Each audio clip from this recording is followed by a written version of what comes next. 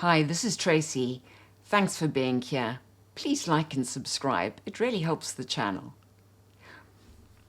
Rose is the note that gets older woman dismissed. I want you to think about that for a moment. Rose, the single most technically demanding, structurally complex, historically revered material in the entire history of perfumery, has been reduced in the popular imagination to a synonym for irrelevance, somebody's grandmother, something you grew out of, something that belongs to a woman whose opinions about what smells good no longer count because she's no longer young. The phrase, "smells like roses," is not a compliment in most conversations. It's a dismissal. It means old-fashioned. It means fussy. It means I've moved on from this, and so should you.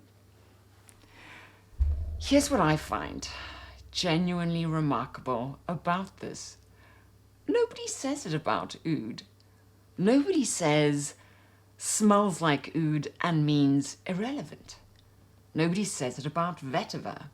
Nobody says it about leather or tobacco or sandalwood.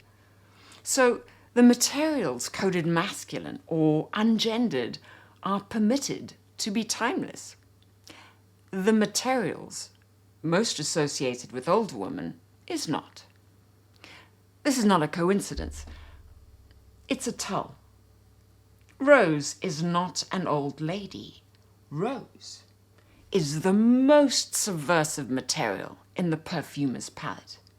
And every person who's ever called it a granny perfume has inadvertently told you that their grandmother was more dangerous than they are. This is Bella Versailles. Jean Desprez, 1962. The Perfume concentration, the real thing.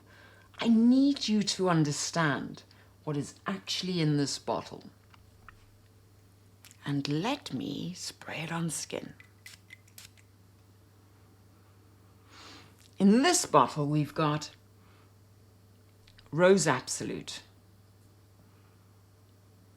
Jasmine, civet, real civet from the animal, Castoreum, musk, leather, tolu balsam. The rose in here is not sitting politely in floral arrangement. The rose in here is sitting inside one of the most sexually explicit compositions ever produced by a mainstream fragrance house, providing warmth and architecture and the particular quality of beauty that makes everything around it more dangerous. The fragrance was marketed to women, and it was worn to dinner parties. In fact, Elizabeth Taylor wore it, and that's reliably documented. Jackie Kennedy is also widely cited as a wearer. It was, by contemporary accounts, among the most expensive perfumes of its era, rivaling Joy, which had held that position for decades. And it is called a granny perfume, which tells you something important.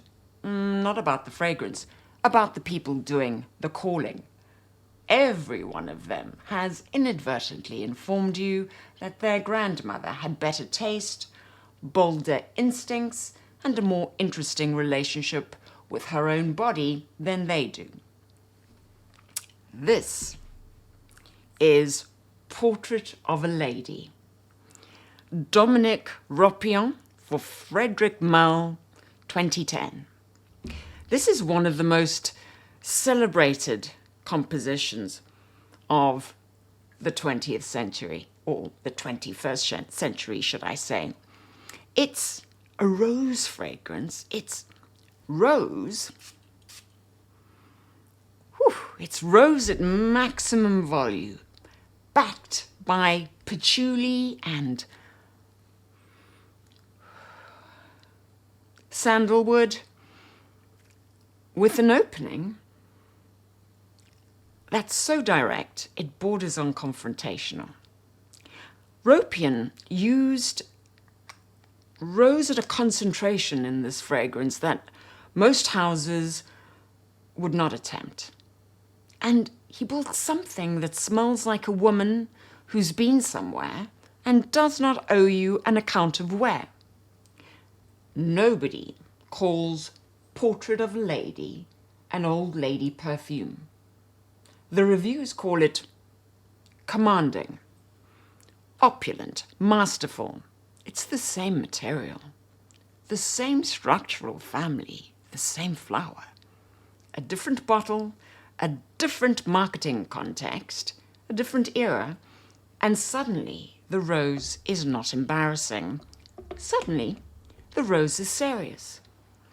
Portrait of a Lady does not exist without joy. It does not exist without Bella Versailles. Does not exist without the woman who wore rose without apology for decades before Ropian was born. The lineage is the argument. This is Radical Rose, Matière Première, Aurélien Guichard, 2020. Guichard took Centrifolia rose from the Grasse region and he stripped it to its essence. This is not a homage to rose. It's not a reinterpretation. It's rose itself, almost photorealistic, with the clarity that becomes possible when you stop decorating the material and start listening to it. Radical Rose is an unusually honest composition. It smells like what rose has always been saying, without the context that usually surrounds it. It's called Radical Rose, not gentle rose, not pretty rose, not rose for your grandmother. Radical. The same material across 58 years. Look at that, right? 1962, 2010, 2020.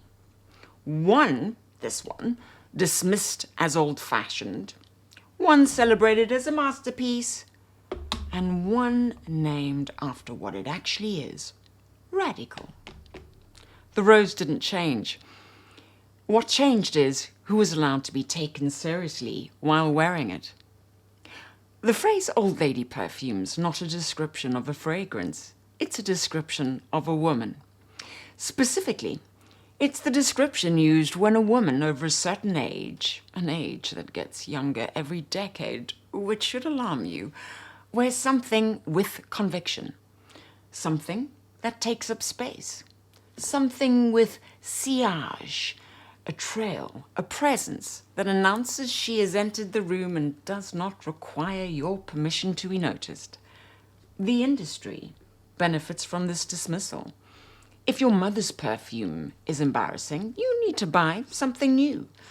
If the rose your mother wore is old-fashioned, you need the new rose, the one in the different bottle, with the different name, at the different price point.